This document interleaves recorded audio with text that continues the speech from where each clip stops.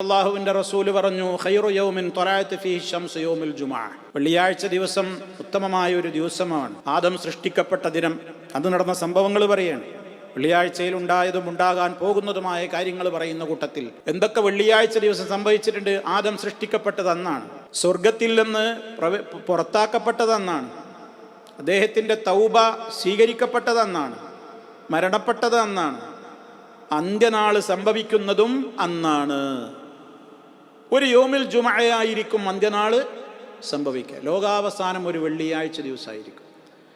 അതുകൊണ്ട് അള്ളാഹുവിന്റെ റസൂൽ പറയാണ്, മാ അലൽ അർളി മിൻ ദാബ്ബ, ഭൂമിയിലെ ഒരു ജന്തുവുമില്ല, ഇല്ലാ വഹിയ തുസ്ബിഹു യൗമൽ ജുമഅ, വെള്ളിയാഴ്ച ദിവസത്തിലെ പ്രഭാതമായി കഴിഞ്ഞാൽ പ്രപഞ്ചത്തിലുള്ള മുഴുവൻ വസ്തുക്കളും മുസീഖത്തൻ, പേടിച്ച് അട്ടഹസിക്കും.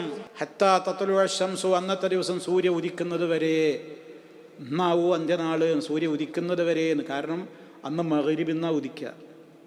ഇന്ന് ഉദിക്കുന്നത് എവിടുന്ന? കിഴക്കുന്ന ഉദിക്കുന്ന. അന്ന് പടിഞ്ഞാറുന്ന് ഉദിക്കും. അതുവരെയും ബേജാറിലായിരിക്കും ഓരോ വെള്ളിയാഴ്ചയും എല്ലാ ജന്തുജാലങ്ങളും.